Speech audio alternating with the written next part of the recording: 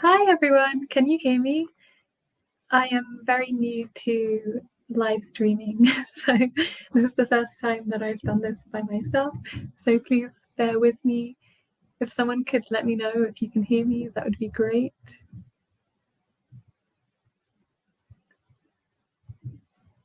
Okay, I'm just going to continue and hope for the best. So today I wanted to discuss hypersexuality. First, I'm just going to check that everything is live on YouTube, just to make sure. Okay, I think it's working. Okay, great. Thanks, Hiristo. I'm not sure how to say your name, for letting me know that everything's working. Okay, so today I wanted to talk about hypersexuality. Usually I'm joined by Nicole and Mexie, but I was just going to talk about this by myself today. And here on a little to the left, if you are new to the channel, we usually talk about politics and sexual liberation from a leftist perspective, and just different topics on sex, like hypersexuality and other topics like that. As you can tell, I'm a bit nervous because I'm normally with Mexie and Nicole. So yeah, let's see how this goes. But today I'm basically going to talk about my hypersexuality experiences and about how I've struggled with hypersexuality, how it links to trauma and neurodivergence, the differences between hypo versus hypersexuality, and how it links to systems of oppression, and what potential solutions that we could come up with for hypersexuality. And in general, I'm going to talk, like I said, about my own specific traumas and how that led to hypersexuality. But I think that this can be relevant to you regardless of what trauma you have experienced. I think it doesn't necessarily have to be sexual trauma, or it doesn't even have to be anything related to traumas inherently. That hypersexuality can be caused by multiple different things. So what is hypersexuality? So there's often the idea that people who are hypersexual are sex addicts or sex crazed or nymphomaniacs, or that really dirty, and it has a lot of negative connotations. And I think we should really destigmatize the idea of hypersexuality, because it is often a manifestation of trauma. It's often a manifestation of some sort of pain, and I think that we shouldn't label it negatively. And also, I think it's not a very accurate description either, because hypersexuality doesn't necessarily mean that you're having loads of sex with loads of different people. It can be that you might not have ever had sex before. It might be about the way in which you masturbate, or the way in which you watch porn, or things like that could potentially be being done in a way that is not the most healthy. And there's also a distinction to make between a high sex drive and hypersexuality, because a high sex drive isn't necessarily unhealthy unless if it isn't destructive or disruptive to your overall health in some way, or your life in some way, then having a high sex drive is perfectly fine. It becomes hypersexuality when it's something that feels unhealthy or is disruptive to yourself or your life or your health in some way, or when you feel like you're doing it in ways that you feel like the reasons for why you're engaging in the acts that you are not coming from a healthy place. And it is also a spectrum. I don't think anyone is necessarily always hypersexual or is just inherently hypersexual. I've gone years without having any sort of hypersexual tendencies, or they would manifest in different ways. So I might have gone 2 years without having any sex, but the hypersexuality manifested via like other things, like the way in which I was masturbating.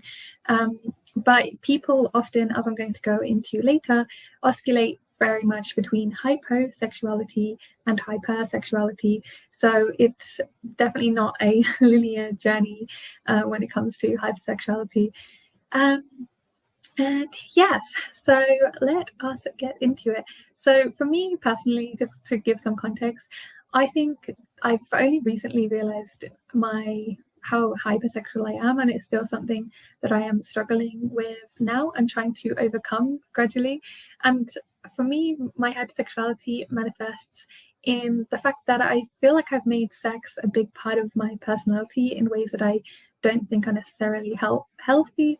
I think I talk about sex excessively.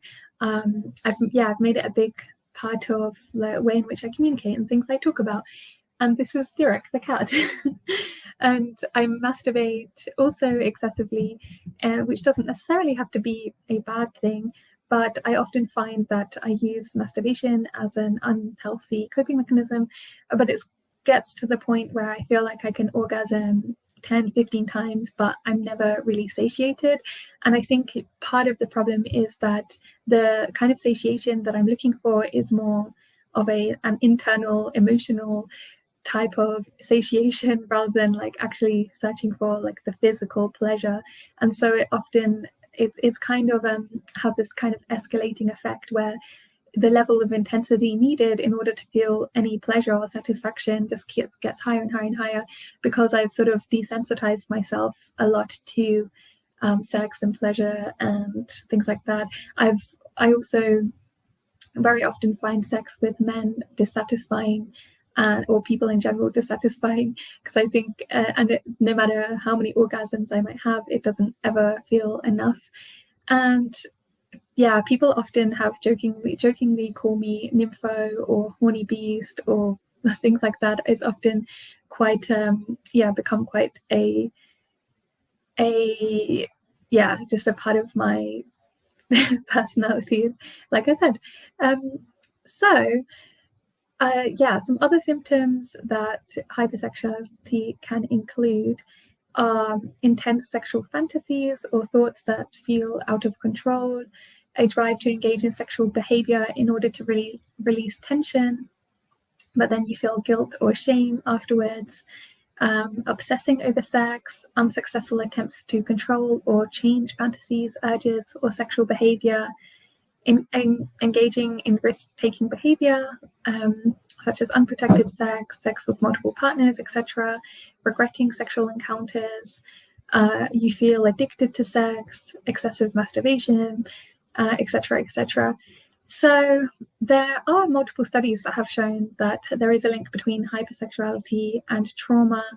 And in my case, I feel there are multiple reasons why I came to be hypersexual. One of them is that I think since I experienced childhood sexual abuse, I really internalized that my vulnerability and innocence led to my victimhood. And I felt that the way in which I could protect myself as a safety mechanism was via hypersexualizing myself to make myself as non-innocent and non-vulnerable as possible. I especially had it often reinforced that my childlikeness or doll-likeness or innocence, my innocent persona, things like that were reasons for why I was chosen in particular as a victim.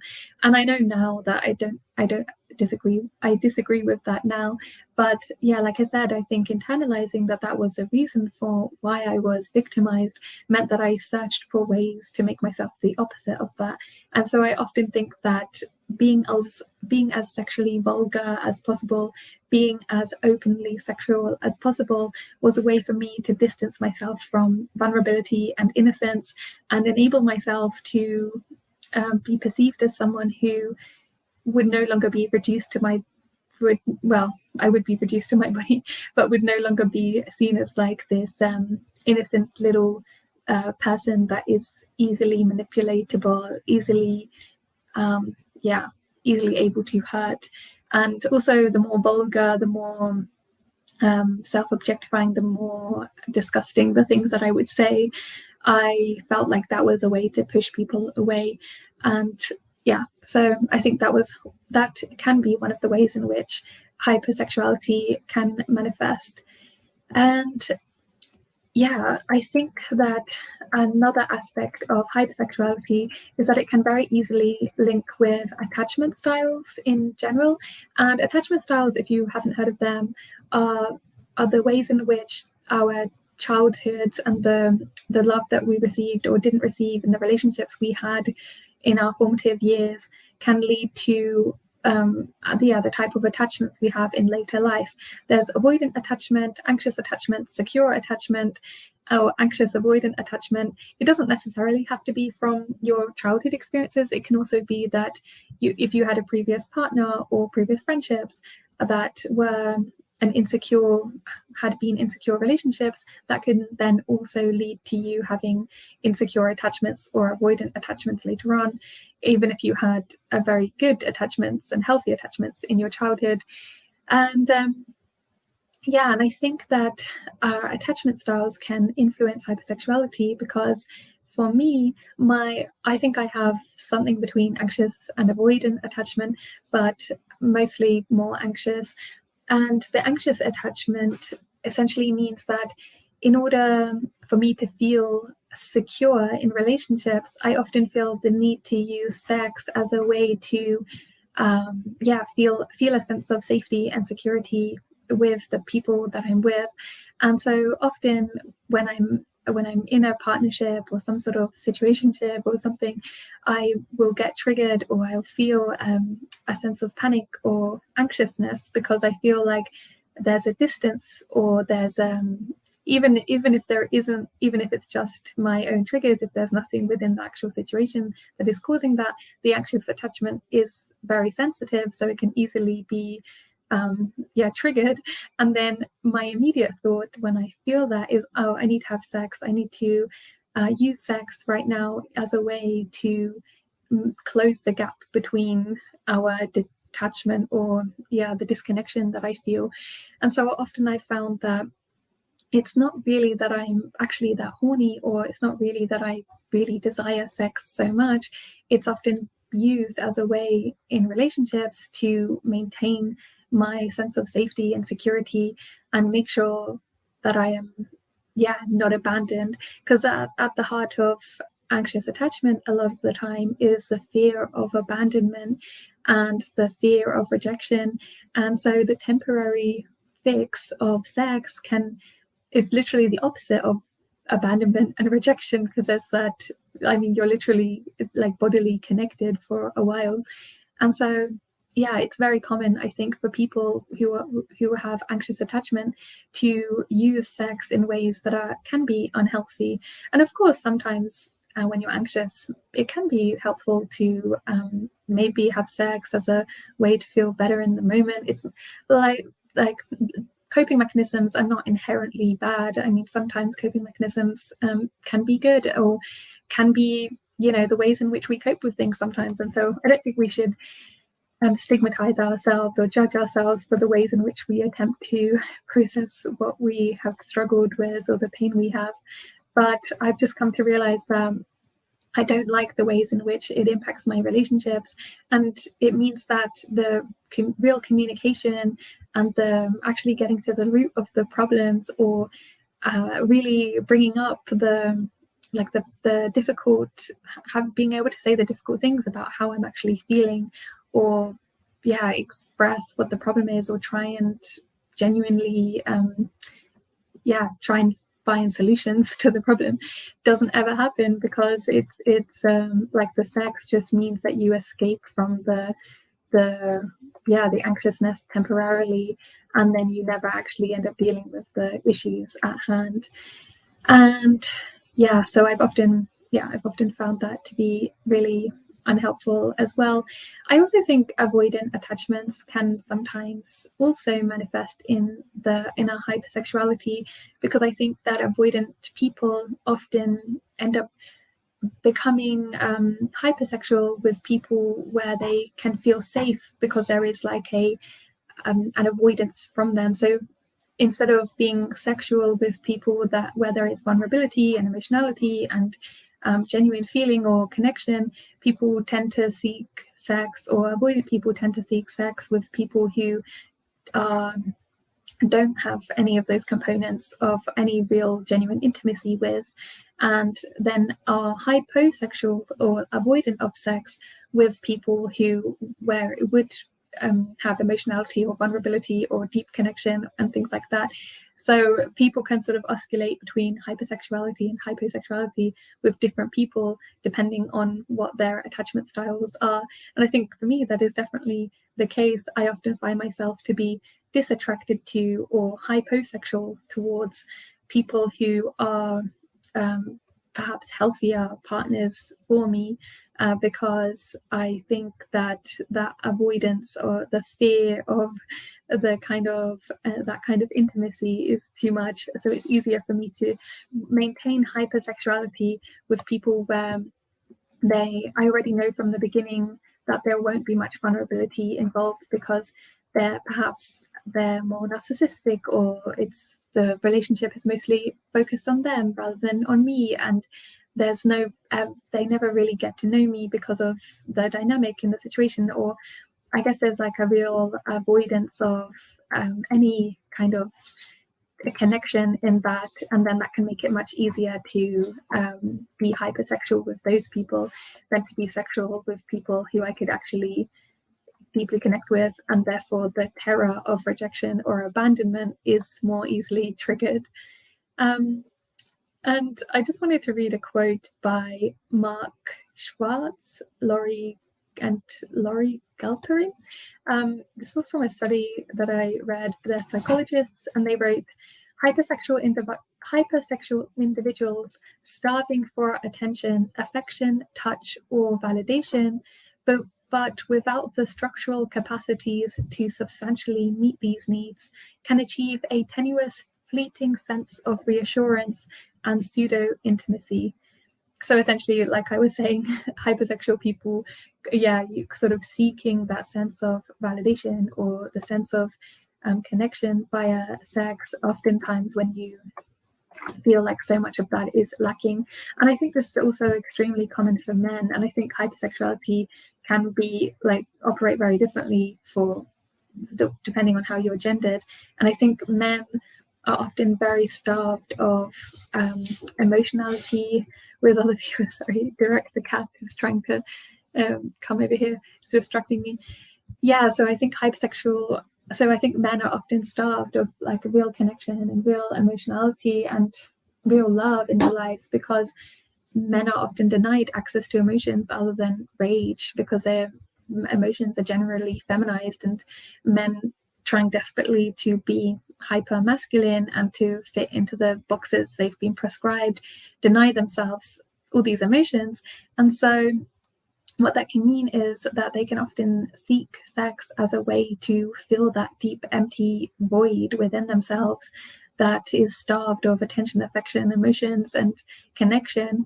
And sex can be a way to temporarily get that.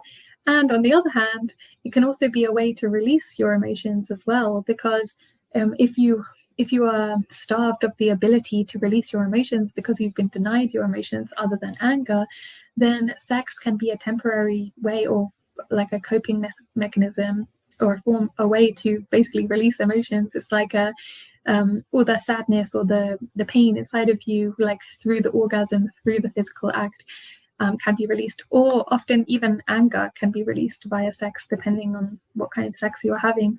So I think it can be used in those kind of ways. Or if you're having an argument, if you're not given the tools to be able to, or a conversation, even if you're not given the tools to be able to talk about the issues that you're having in healthy ways, then you can use sex as a way to surpass the difficult conversations.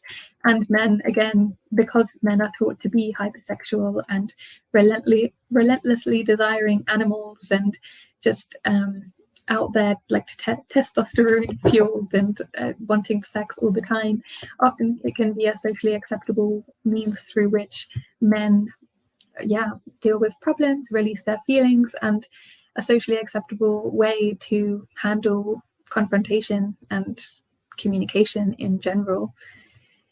I'm just going to stop and look at the chat briefly.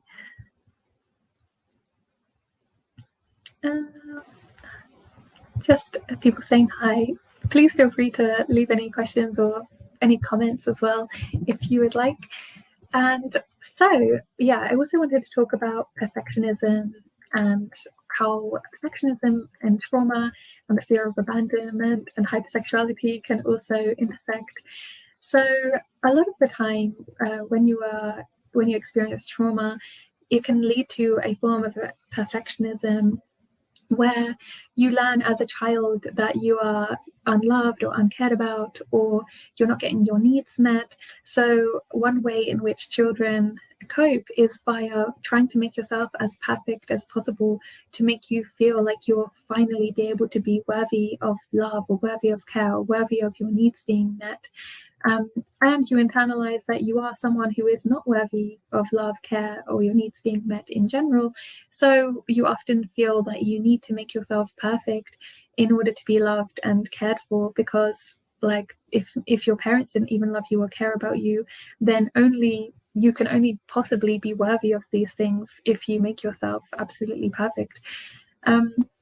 And this is something that I definitely struggled with. There is on some level, a deep sense within myself that I am unworthy of love and care, and will be abandoned and rejected, and all these things that I internalized as a child from my experiences. And so this manifested into this desire for sexual perfectionism, and this feeling that I have to make myself the most perfect sexual object, the best cocksucker, the best, sorry, Derek is playing, the best, the most sexually enticing, the best, most sexual performative person I could possibly make myself. But it doesn't even have to be in terms of sex itself. It's also with conversations with men in particular, but people in general about sex. Like the ways in which I talk about sex is kind of often a topic of conversation that is societally validated, because I think men in particular quite enjoy women talking about sex a lot of the time, at least in my experience. And I think that as a result, I think that I feel like I need to make myself this perfect object for men, and perfect my skills or whatever in order for me to be loved and worthy of love, and also just to be constantly sexually available as well. It's like it doesn't really enter my mind, like, do I actually want to have sex in this moment? If someone initiates sex, then I'm like, oh, okay, let's just go along with this, because this has been something someone else wants, and so I just I want to be a perfectionist in this way, and that way I feel like I can receive some love. And I think sexual shame and hypersexuality are also very interlinked, because when sexual abuse occurs, sexual arousal often becomes activated prematurely, but within a context of betrayal, fear, confusion, shame, and violence. And so this can lead to a real sense, a deep sense within ourselves of badness or core defectiveness.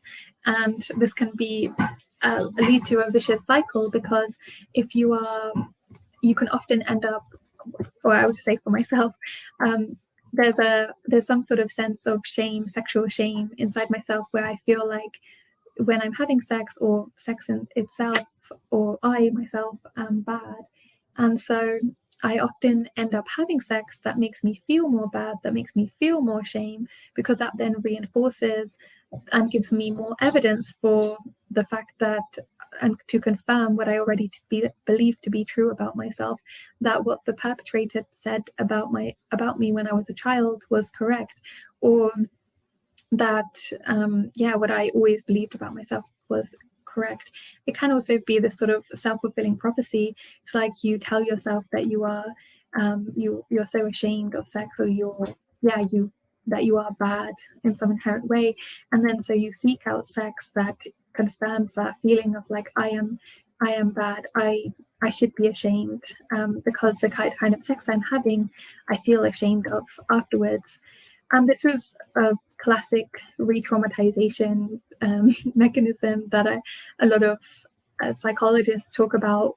Sometimes it's called repetitive compulsion, re-victimization, re-traumatization. There's many different words for the same sort of thing, but it's essentially where people consciously or subconsciously seek to repeat and revisit traumatic experiences.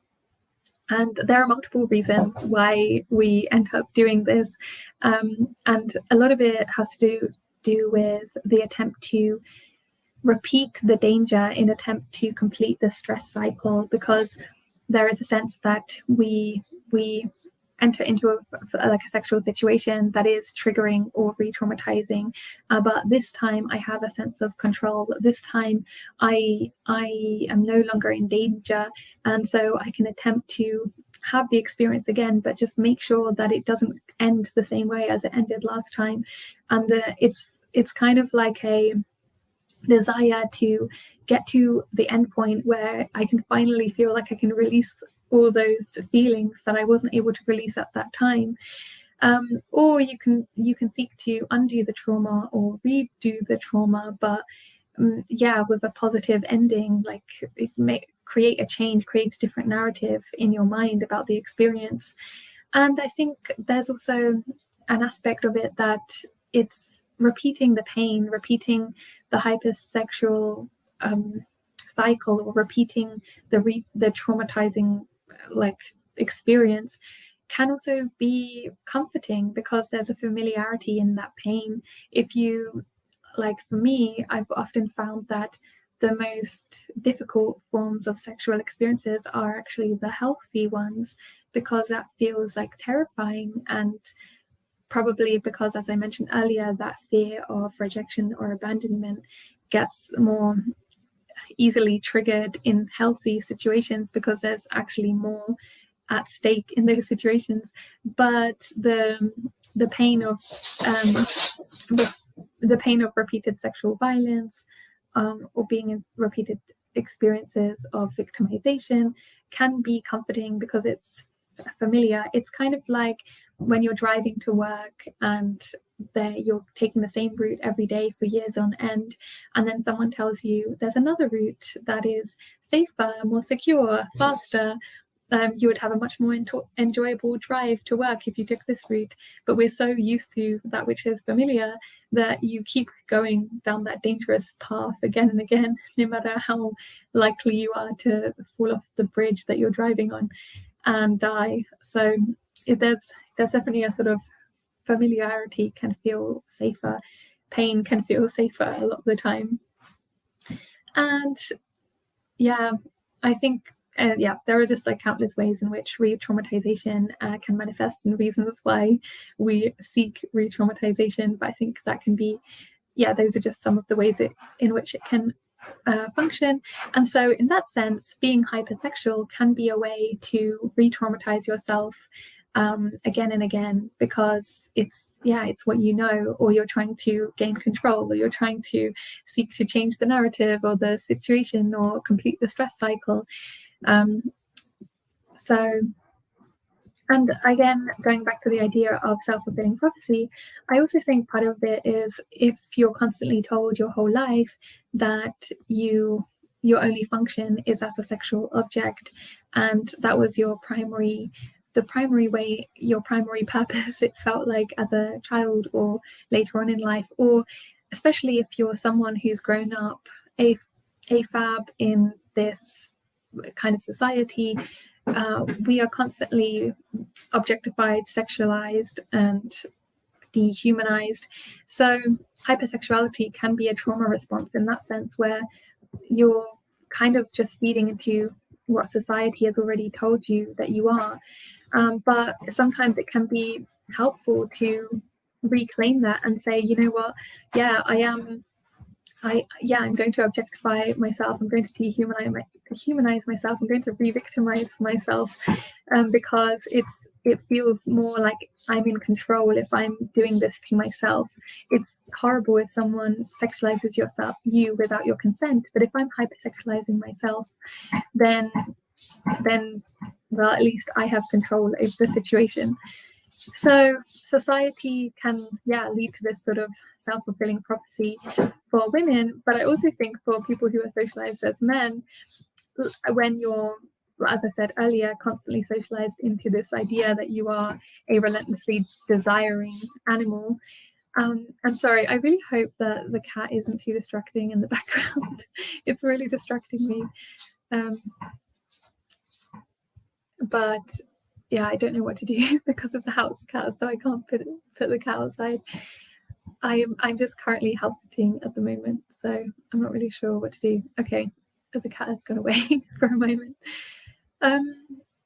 So yeah, what was I saying? Yeah, self-fulfilling prophecy with men. Again, if you've been taught your whole life as a man that you are a desiring monster, like testosterone fueled, and you have no control of your urges, then one, that can be very shame inducing. And shame inducing if you can't fulfill that high expectation. And secondly, it can be shame inducing if you internalize that you as a man are bad and, you know, this violent creature. Then that also can be shame inducing, and then you can subconsciously seek out that shame via getting into situations where that perpetuates that feeling, and that confirms that to yourself that you are bad, that you are worthy of feeling ashamed. And so often men seek out sex that is where they are either the violent perpetrators to confirm their already held beliefs, or where they feel ashamed in general, or where they feel like they're unworthy in general to confirm those beliefs. And yeah, in that way, sex, hypersexuality can be a manifestation of trauma and conditioning as well. And I also wanted to discuss anxiety and motivating sex, and this goes back to what I was talking about in terms of an anxious attachment style. So let me just take a sip of water. My throat is going sore.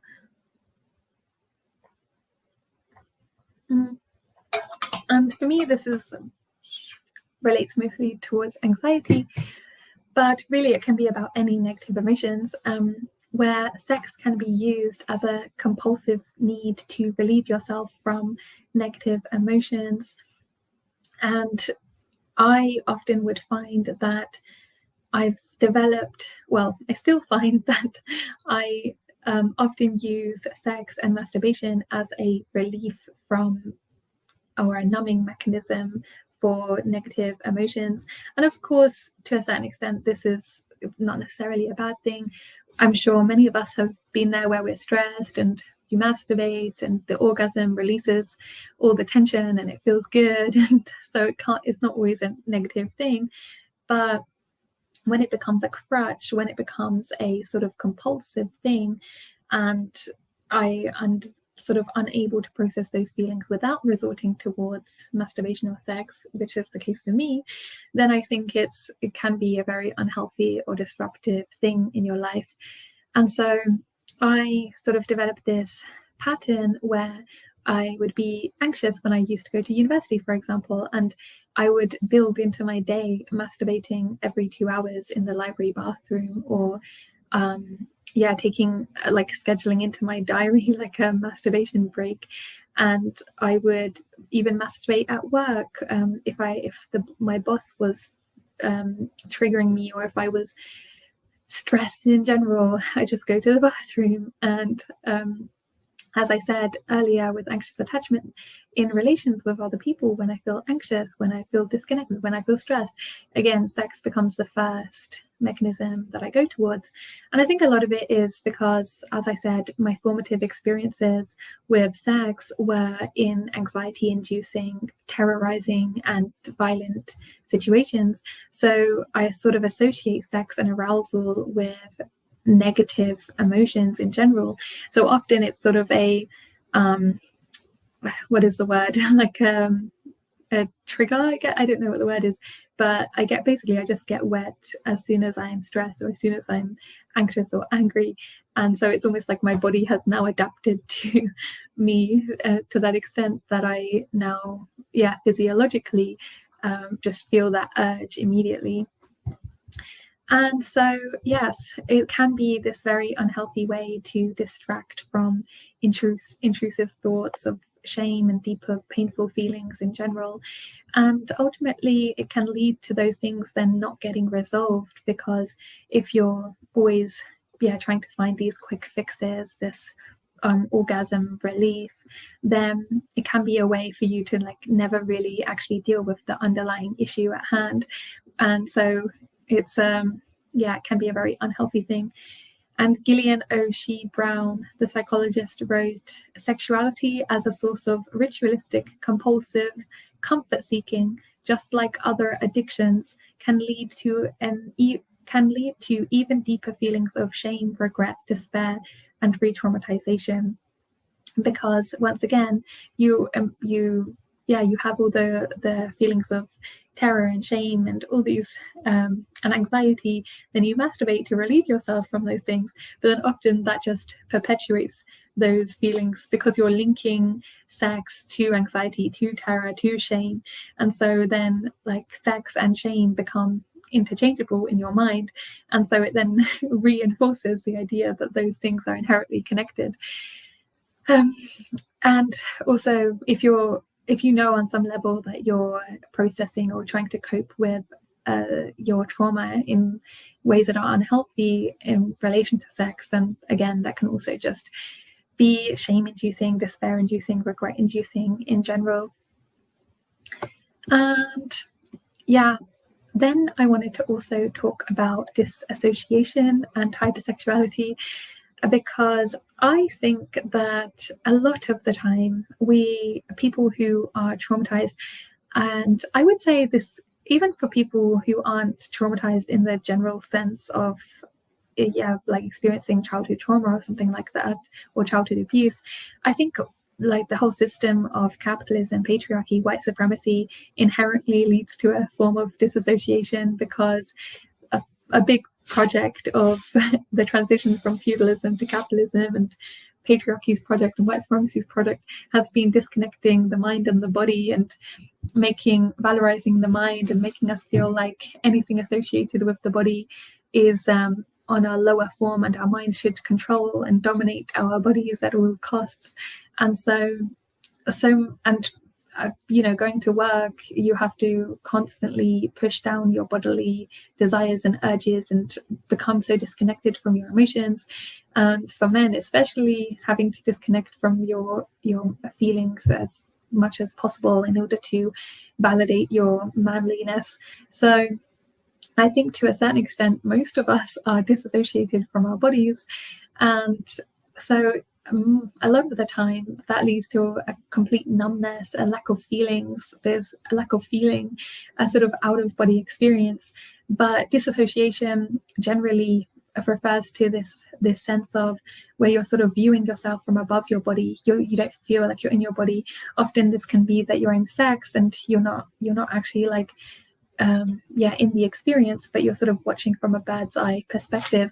And I think especially as a woman under the patriarchy, you're constantly taught to sort of see yourself from the male gaze, this objectified lens, this dehumanizing, voyeuristic gaze, and you sort of internalize to see yourself from the perspective of how men view you, and that is a form of disassociation as well.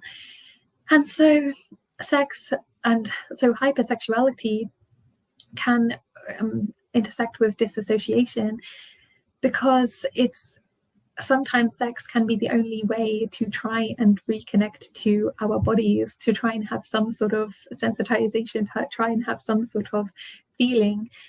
It can be helpful to have sex or have an orgasm as a means to try and reconnect to your body in some way. And I think for me, sex often became this compulsive way in which for me to get over that feeling of total numbness and nothingness and emptiness and the void within myself by trying desperately to have some sort of feeling in my body. And in that sense, seeking out more and more sexual experiences in order to get over that numbness. But as I mentioned earlier, that often leads to this intensifying effect where you need more and more and more. Like the numbness just increases, so you need more and more and more to try and get rid of the numbness even more. Like I said, now no amount of orgasms are ever satisfying enough for me. I always feel like I need more and more, like nothing is ever enough. And so like the numbness has sort of increased or oscillated to a certain extent. And disassociation can also be that I wrote like you fuck or you are fucked. So it's kind of like when you are disassociated from your body, you often feel like you have no value, and that can either lead to this internalizing thing of like you feel like you have no value, and then that leads you to seek out sexual experiences with others that confirm that, or when you feel you have no value, or you feel disassociated and objectified and dehumanized, you can often then try and objectify and dehumanize and depersonalize other people. It's like an externalizing mechanism. It's like, I don't want to feel this way anymore, so I'm going to make other people feel the way that I'm feeling so that I can finally be the one in the power and the control in this situation. And so to remove yourself from that feeling, that horrible feeling, you put it onto other people. And so that, I think, is part of the mechanism behind a lot of sexual violence and perpetrators in general.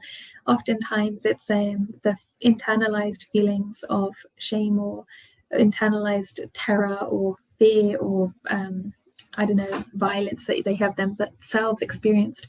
And in order to distance themselves from that feeling of victimhood, they need to victimize others. They need to put that fear and terror and violence onto other people so they can distance themselves from it. And it can become like a vicious cycle.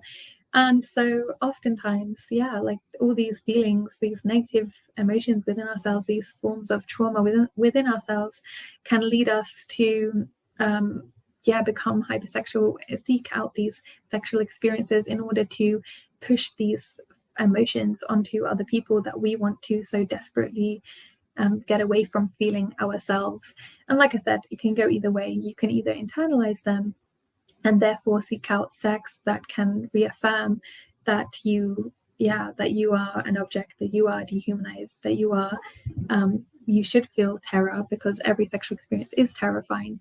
Or you can push it onto others via being the one terrorizing, being the violent person, being the one that shames others or makes people feel shame via the kind of violent sex you're having, for example.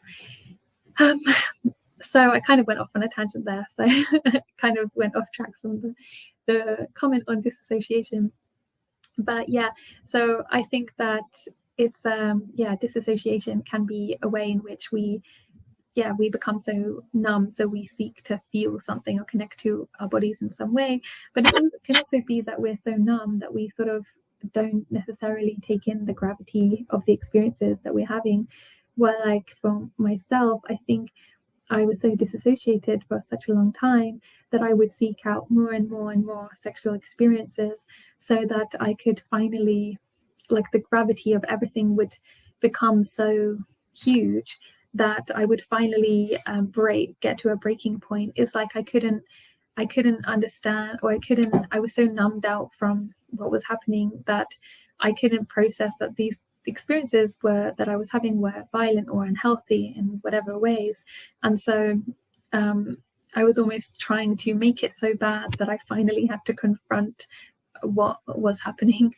And I think that was a manifestation of the disassociation. I also wonder in some ways whether hypersexuality and neurodivergence are also intersecting in some ways, because like ADHD, for example, tends to be characterized by impulsivity, inattentiveness, restlessness, and the desire to seek dopamine. With autism as well, there can often be this strong desire for dopamine, strong desire for that sort of feeling of stimulation. And I feel like I'm somewhere autistic, ADHD, somewhere on the spectrum, not entirely sure. I think I'm a bit of both. And so I think for myself, I do have a strong desire for dopamine and like a stimulation constantly. And so I do think that part of the reason that I seek out so much sex and also so much masturbation and all these things is because I do have such a strong desire for that dopamine hit. But it's really difficult to say to what extent that is to do with neurodivergence. It's just something I've been just wanted to throw out there to see if it can be a cause of resonate with some people.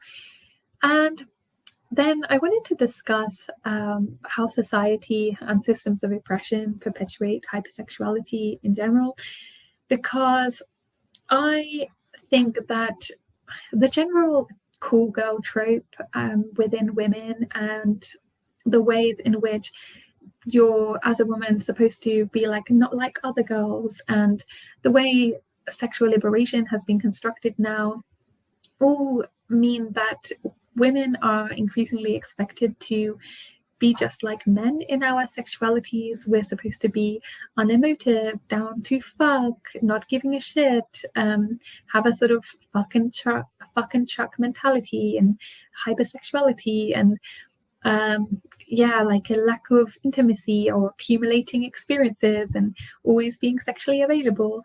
And so rather than liberation being about genuine liberation, it just became about acting more like men. And so I think that also that sort of puts a pressure on a lot of women to be really hypersexual. I think especially at the moment with this sexual lifestyleism where you're expected to consume different products and lingerie and have all these different sex toys and be sexually adventurous and interesting in all these different ways, and so that you can present yourself as someone who has high sexual worth or is good in bed, essentially. And I think that leads to this sort of constant anxiety if we're not up to snuff. And so a lot of the time we feel the pressure to be hypersexual. I think it's also to do with our experience economy in general, this sense that we are supposed to constantly accumulate more and more experiences, and we feel cajoled into an anxiety-inducing need to accumulate more experiences so that we can feel that our lives had some value and that we are maximizing life as much as possible. And I think we see that all the time with how traveling is marketized and how sex is marketized, like the desire to accumulate experiences. And so again, I think hypersexuality is a sort of natural manifestation of the societal pressure that says good sex equals hypersexuality, like sexual liberation equals hypersexuality. And so even if you don't have such a high sex drive, even if you don't want to do all these things, you sort of feel the pressure to do them in order to feel like you are liberated. And I think there's also something to be said about the sort of Madonna whore complex and hypersexuality. It's like women are either supposed to be pure, virginal, pious, or dirty, animalized, exotic, or just like sluts and things like that. And I think it can be a really difficult thing to navigate the opposing poles, because most women don't want to be stuck in either category. We want to develop our sexualities outside of that. But when you're trying to navigate whether to fit, like you don't want to fit into this virginal Madonna type stereotype, but you also don't want to be seen as the whore because that has such negative connotations too, it becomes difficult to disentangle what your genuine sexuality is. And I think so many of us these days are sort of pressured outside of the virgin model, so we move more towards the whore model because there is no middle ground. And so I think that makes it very difficult as well. And yes, I think I mentioned this earlier, but as I was saying, a society that constantly objectifies and dehumanizes and just reduces women to our bodies so frequently also means that it becomes easier for us to sort of see ourselves as the objects and sexualize and objectify ourselves as a sort of self-protection mechanism. because being sexualized and objectified without consenting to it is really traumatizing. So often it's easier to take control and do that to ourselves than to have others do that to us. And yeah, at least there's some control there, at least that we can feel like we have a choice in the matter if we do it to ourselves. And again, with the self-fulfilling prophecy, I probably sound like a broken record, but yeah, if you're constantly told you are a sexual object and your only value and your greatest worth is in relation to your body and your sexuality, then I think that leads you to overvalue those aspects of yourself and therefore seek to be valued by others via your body and via sex. I think that was a big reason for why I seek to give sex or perfect sex as a way to be loved and cared for and avoid abandonment and rejection, because it's always the idea that as a woman, your most important asset, regardless of any of your other attributes, is your body and your sexuality, what your sexual currency. And so often we end up feeling like that is the thing that we need to give to others in order to feel any kind of value at all. So, and yes, in terms of how society perpetuates hypersexuality with men, I think it's the things that I talked about earlier about the expectations to be desiring testosterone-fueled animals at all times. And so hyposexuality versus hypersexualities is an interesting one, I think, because, sorry, I was just looking at the chat quickly.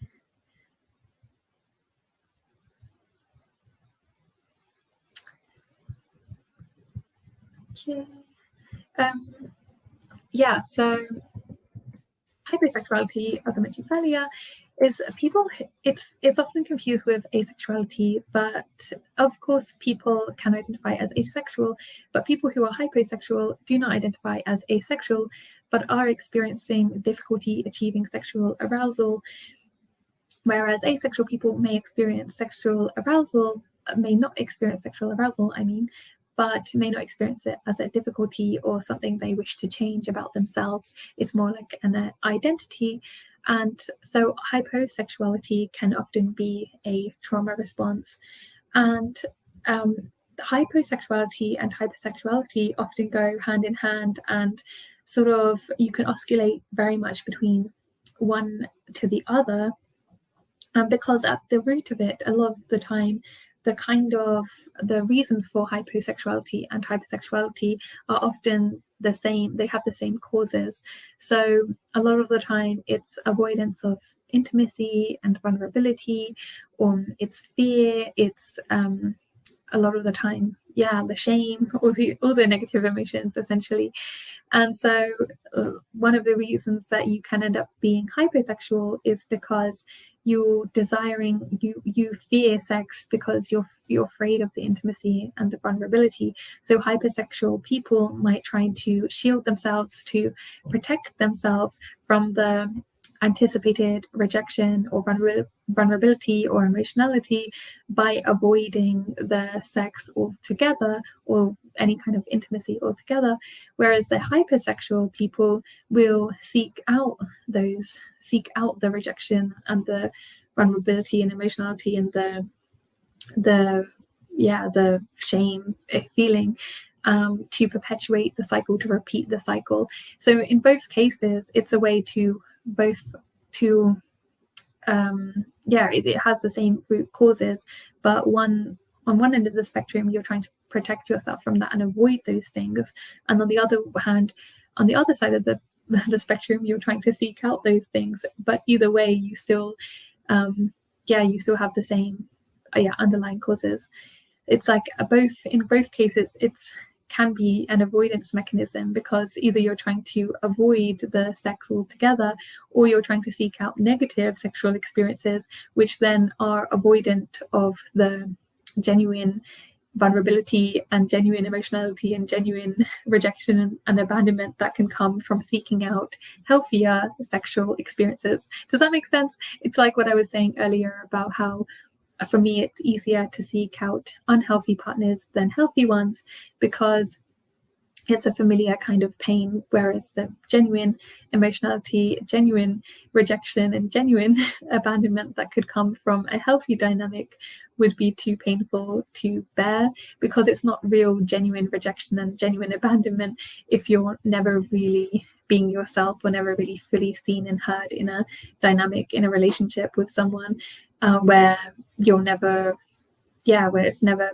been a really healthy dynamic in the first place, where you're never really been fully seen, heard, or loved or cared for. So the rejection and abandonment is already anticipated and you know it's coming, so it's not that painful. Whereas with someone where it's a healthy dynamic, there is a lot more potential pain involved if that were to end. So yeah, you can kind of be avoidant of sex whilst still having a lot of sex, or you can be very avoidant of intimacy while still having a lot of intimacy or a lot of sex. So yes, and yeah, like I said, I think people can oscillate between one to the other. For me, I think this often manifests in I will have a lot of sex, or like some triggering, re-traumatizing sexual experiences, and then that will be like triggering or maybe a terrible experience, and so then that will sort of have reaffirmed or confirmed my belief that or whatever belief I might have at that time, belief of myself as someone like sexually to be shamed, belief of my like inherent unlovableness, or the belief of the fact that I'm worthy of rejection or abandonment. And then that will lead to a sort of retreat where I then go into hyposexual mode, and I might avoid sex for an extended period of time, often for like 2 years at a time, and then I will return back to hypersexual mode. But it's like it's kind of in either case you're kind of repeating this. It's still the same cycle. It's like the hypersexual version of me just wants to reaffirm my already held beliefs that the hyposexual version of me is trying to protect myself from. And so stepping out into sexuality, into sex, is still reaffirming the hyposexual belief system that tells me that I don't want to go out, I don't want to have sex because it's I'm anticipating rejection and I want to prevent the vulnerability that might have. So it's just like it can often be a vicious cycle. So yes, it's it's a very difficult thing to navigate hypersexuality and hyposexuality in general.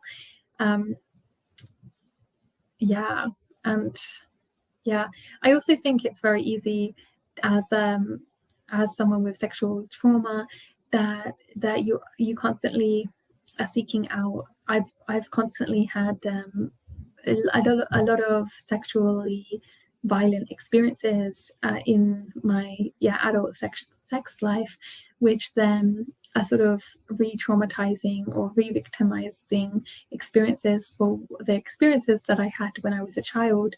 And it's like the hypersexual version, that my hypersexuality sort of seeks out those experiences constantly, and almost like it's a reaffirmation of all these things that I already believe to be true of myself, that I guess as a child I felt like, oh, I'm deserving of these experiences. Or I used to have a lot of fear when I was like 8, 9 or 10 years old that that the police were going to come to find me, that I was the bad one, that I had done something wrong.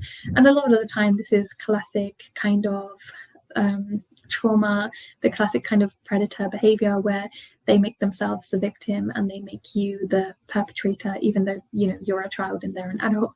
And then you internalize that sense of like, oh, I'm the one that has done something wrong here.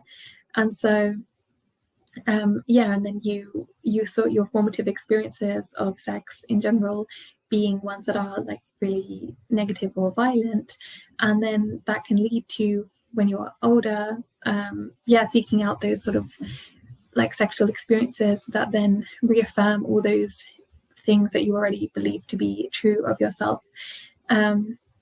So yeah, but like I said, I don't think I've talked a lot about my personal experiences with hypersexuality, but it doesn't have to be because of a sexual trauma as a child. It can be any forms of trauma in general. Like I said, the societal trauma in and of itself of mind-body disconnection, or the societal trauma of patriarchy, or how men are conditioned, how women are conditioned in general.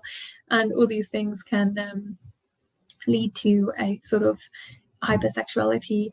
I also think there are ways in which especially Black and Indigenous people of color are often like hypersexualized in our culture in general, and like seen put on like exoticized, is that the word? I don't know, but that can also lead to its own form of like self-fulfilling prophecy, and ways in which and its own form of like shame and violence and all these things, which then can manifest into hypersexuality, genuine hypersexuality. So let's talk about some of the solutions before. I'm just going to check if I've said everything I wanted to say. I'm just looking at my notes. Yeah, I think that was basically it. I was just going to talk about some of the solutions. I'm just going to check the chat beforehand. And if you have any solutions, please let me know what you think.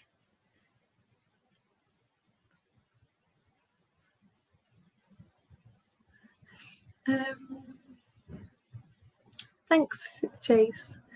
I'm glad that it was helpful in some way.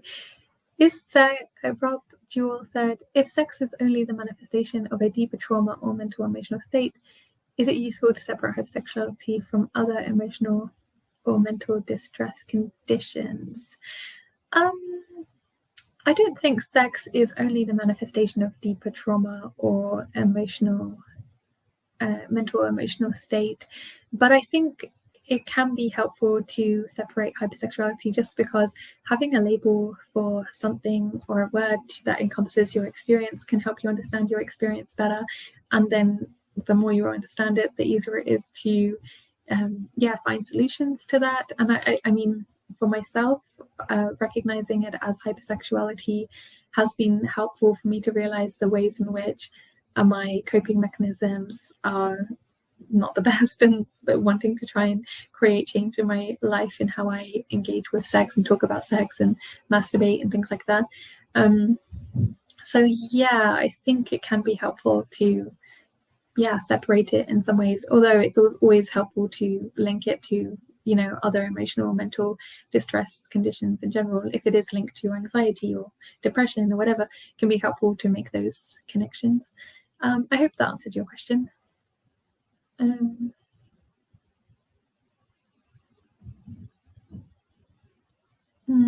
Yeah, Bill, I agree. I think porn addiction can be a really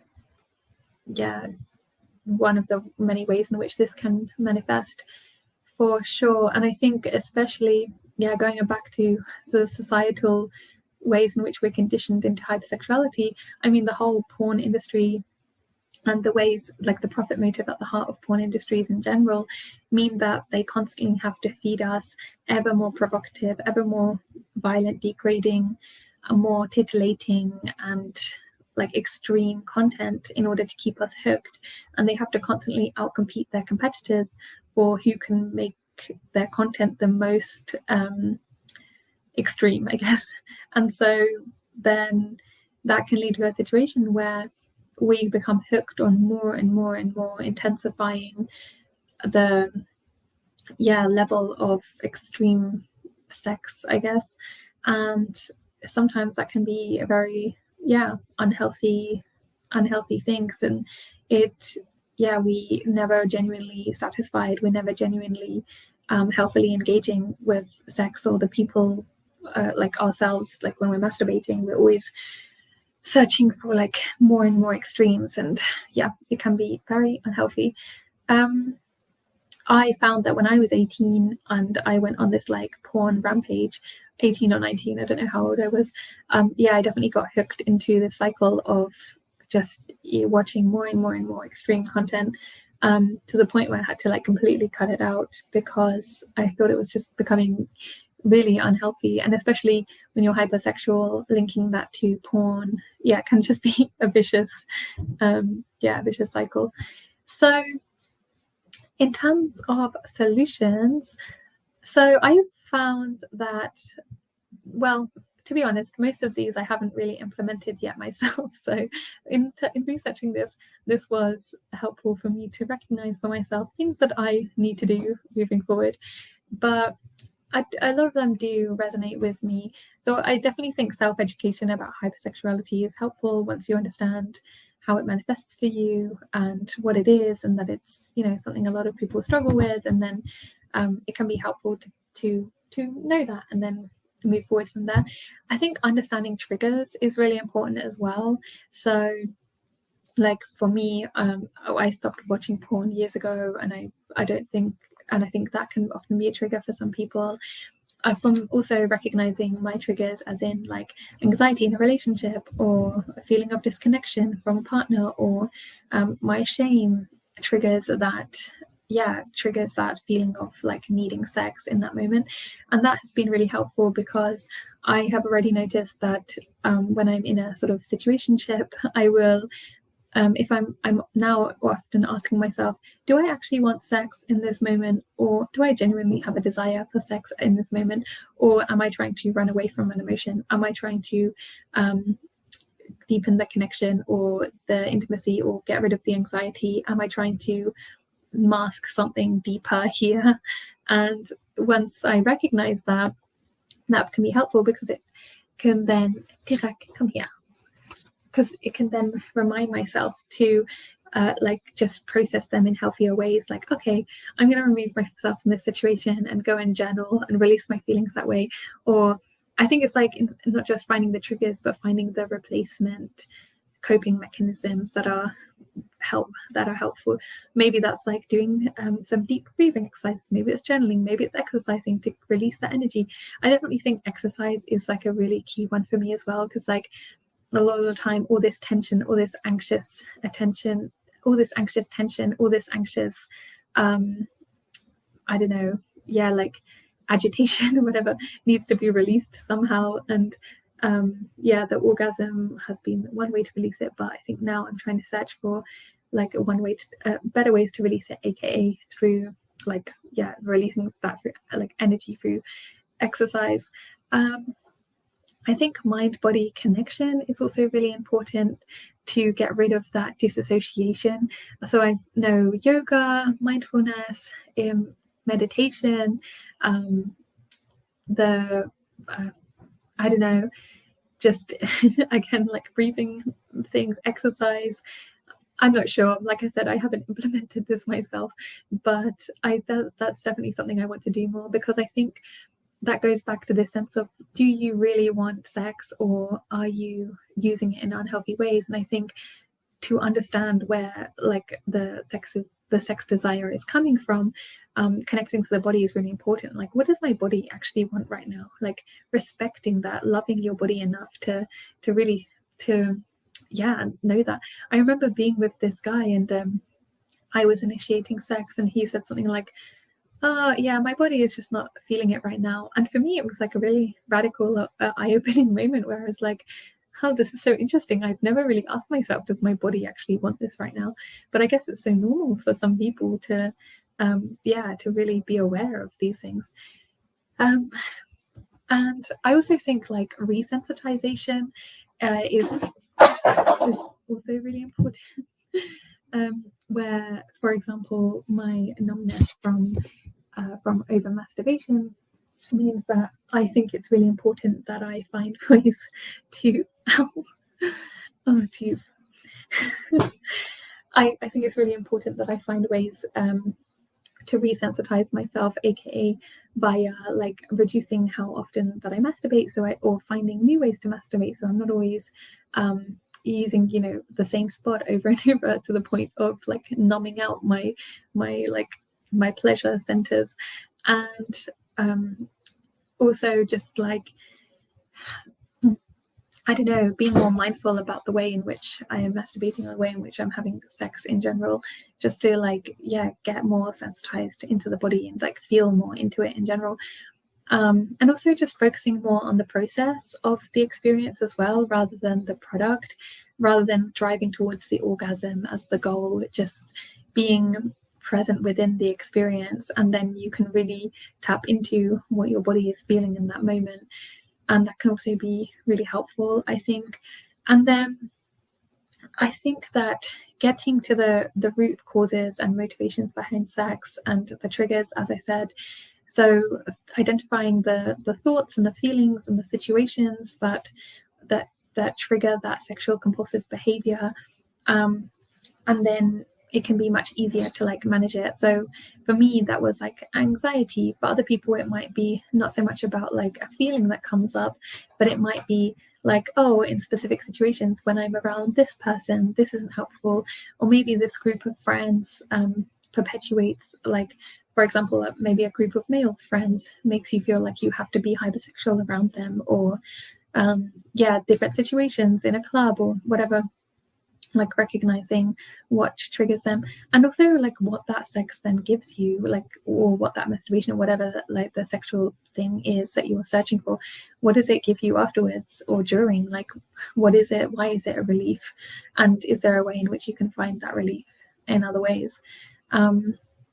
And then therapy, of course, is always useful, or can be useful if you have a therapist that is actually good, and a support group for hypersexual groups out there.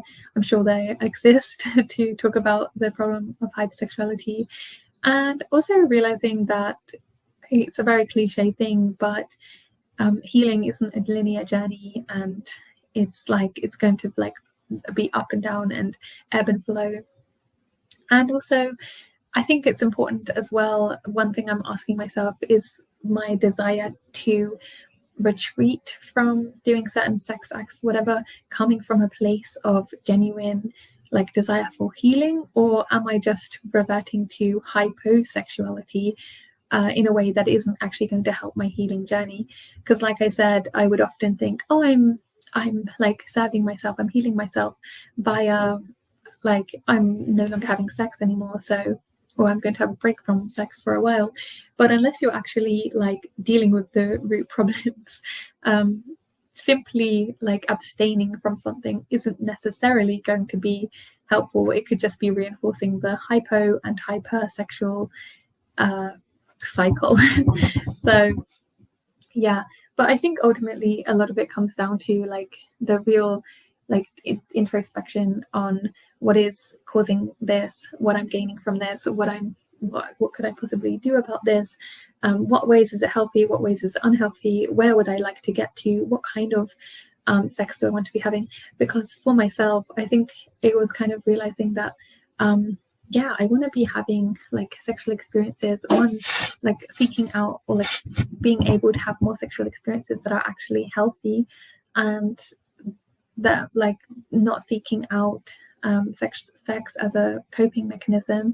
And I want to get to a point where I'm no longer using this as a coping mechanism in unhealthy ways. And I don't know, just having like vision for what the point that I want to get to and striving towards, and through that also not perpetuating the re-traumatizing repetitive compulsion cycle over and over again, repeating the same like trauma experiences. So yeah, having that in mind, that vision in mind, is also really important. So anyway, I think that's all that I had to say. I'm just going to look at what people are saying in the chat. If you have any solutions or anything, I mean, I would be really grateful.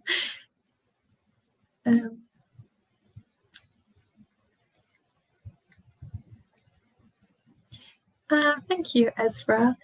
Any idea what to do with behaviors that are probably avoidant, self-defeating but also positive, affirming in some way. Okay, you said it just answered the question. Yeah, I'm not sure, to be honest, aside from what I already mentioned.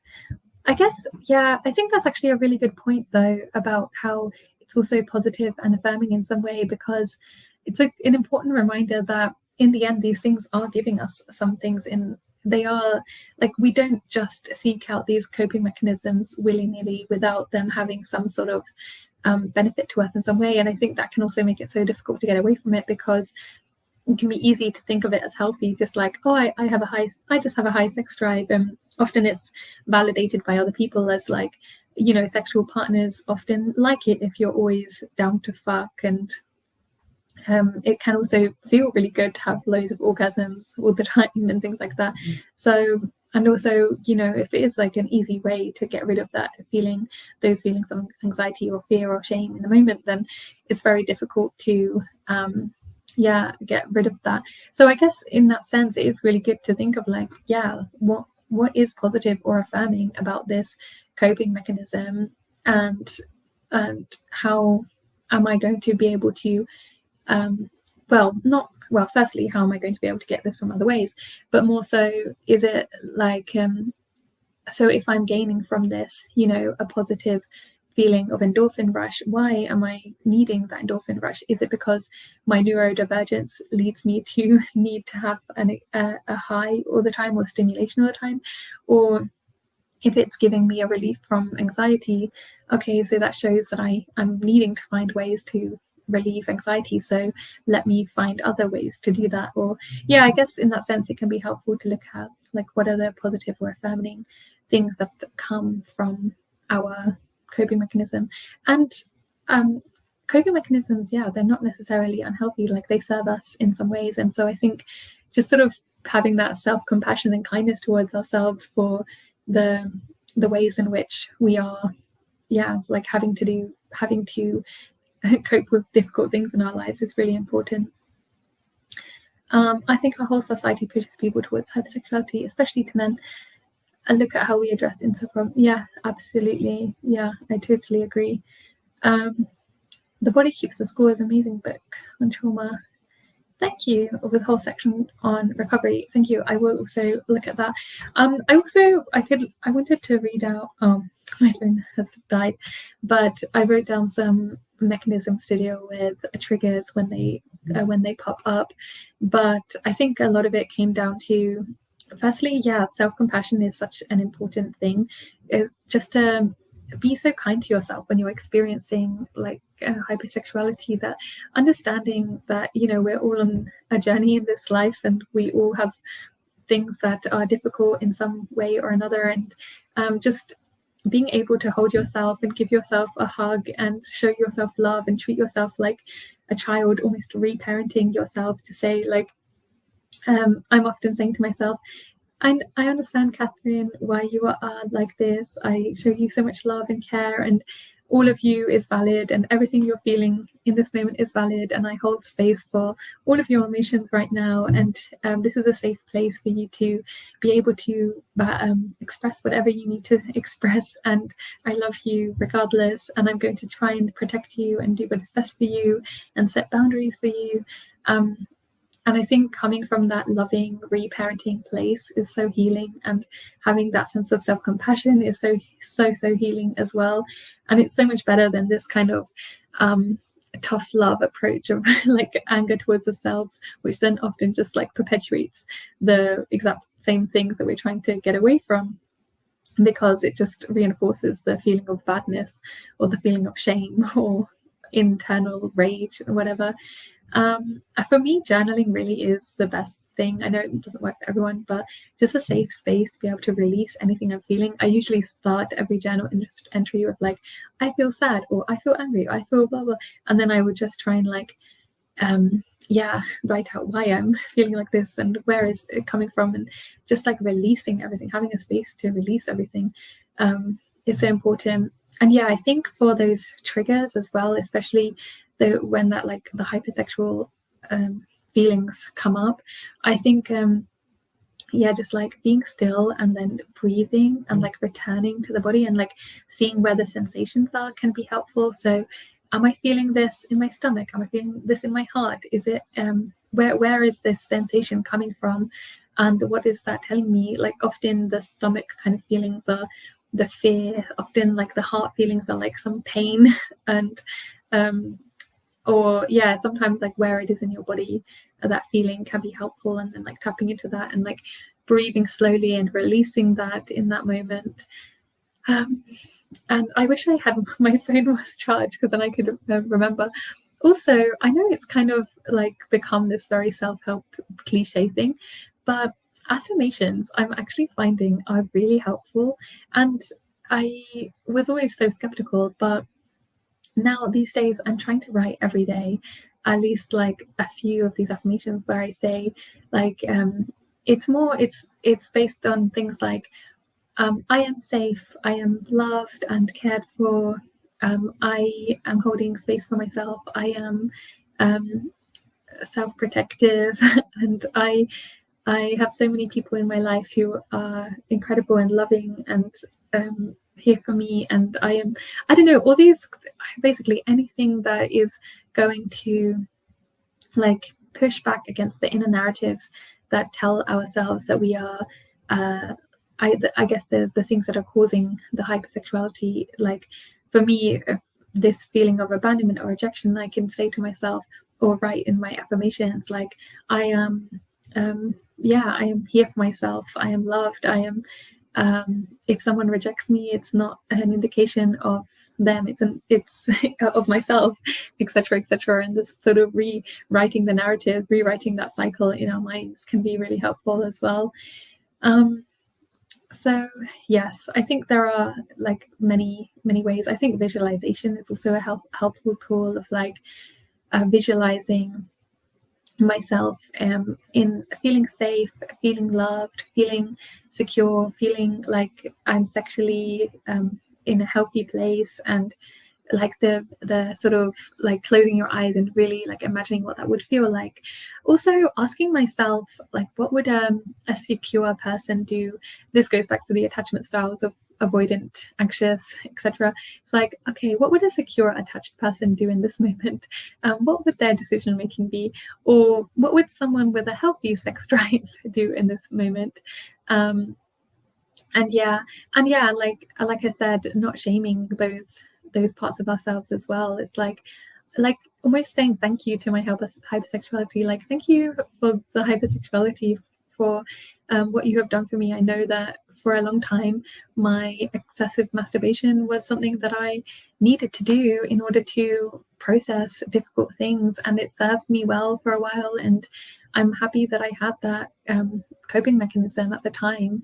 And so now it's no longer serving me, but I'm grateful for what it did for me for the time that I have had it. And like I don't think a lot of my sex I had was healthy, but I can also be grateful for those experiences, for what I have learned from them.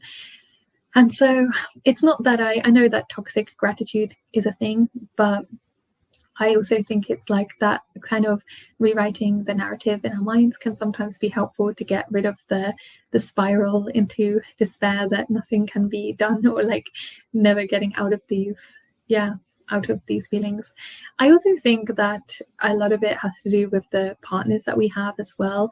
Like if you have a partner that is triggering the hypersexuality or validating the hypersexuality, I think that can also be a thing that can like not help that. Because like I said, I think my hypersexuality was often validated because of course there are many partners who will liked if I was constantly sexually available or constantly trying to be sexually perfect or performative or whatever, because they would benefit from it.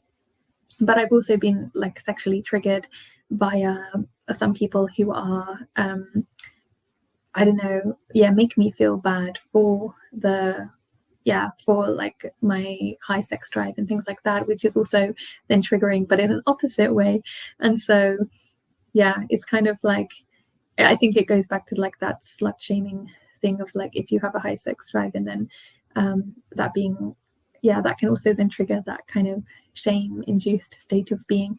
Also, for me, another solution is I'm trying to move away from having conversations about sex so much and conversations about relationships and men in general, and trying to develop other things to talk about.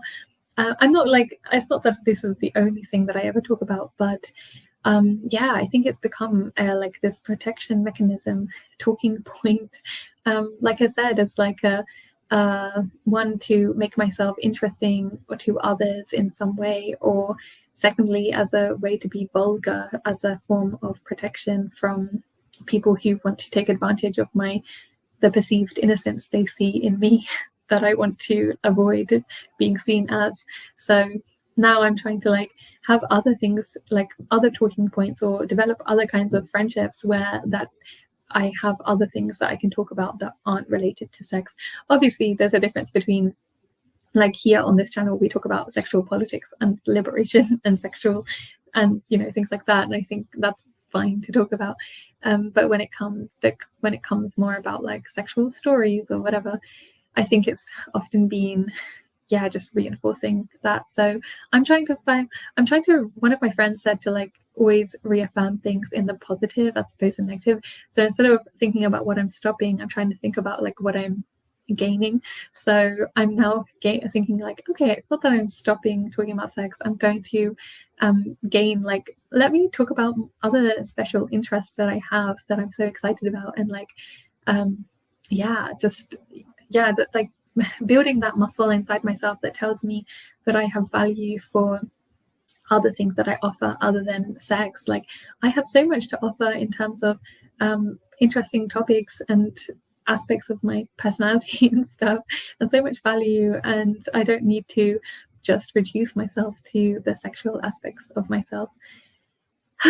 So yes.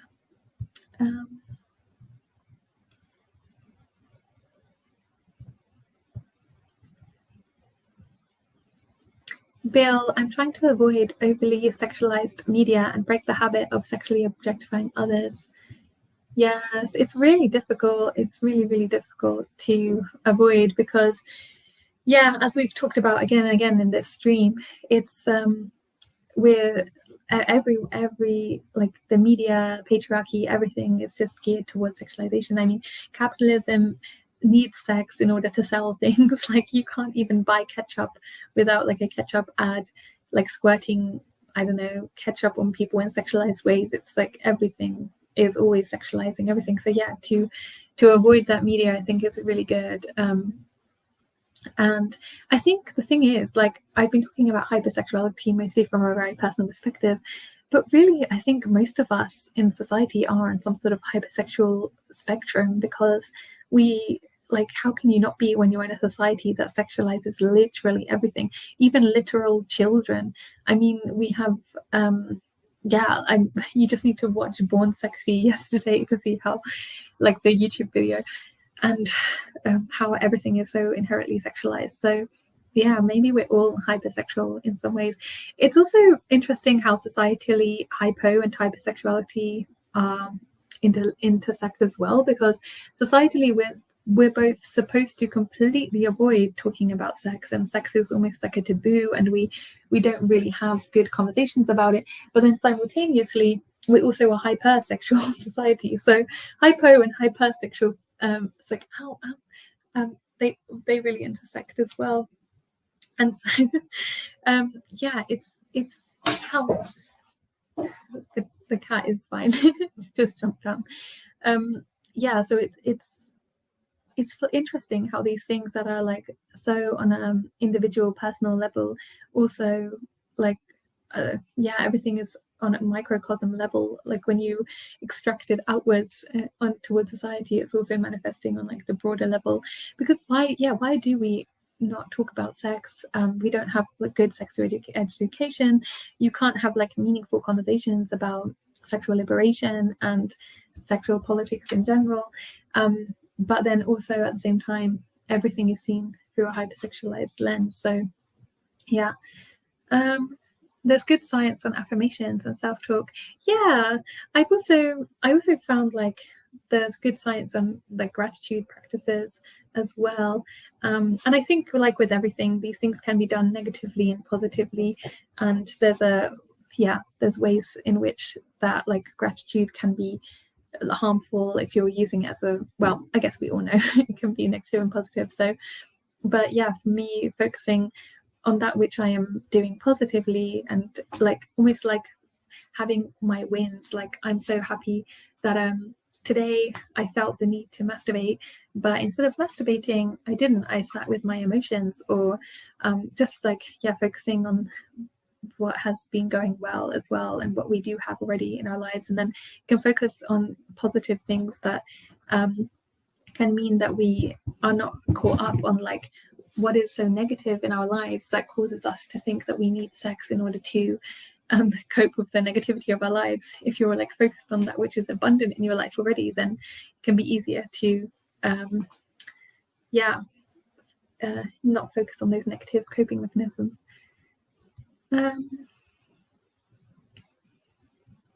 Internal family systems kind of expands on it, worth a look into.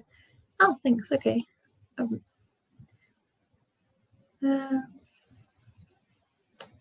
Shame is so difficult to navigate. Yes. I have so much sexual shame, for sure.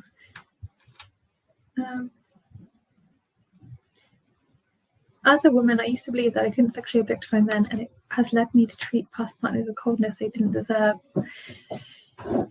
Yeah, it's so true. I think that oftentimes it's like a lot of, I think it's so much more common than we believe it to be, that like people, when you're objectified constantly yourself and dehumanized yourself, you often then like objectify and dehumanize others as a coping mechanism for the ways in which you've been treated, and then like project that outwards onto others. And yeah, I think it's very difficult for men to navigate, and for us to navigate as well, because men feel like they can't claim that they've been objectified or dehumanized, even when they have, because they feel like, oh, that's not something that men experience. And then women, we can often be objectifying and dehumanizing to men, but not even realize that we're doing it. And I definitely had this a lot. I mean, like, my hypersexuality meant that I would engage with a lot of sex in ways that was I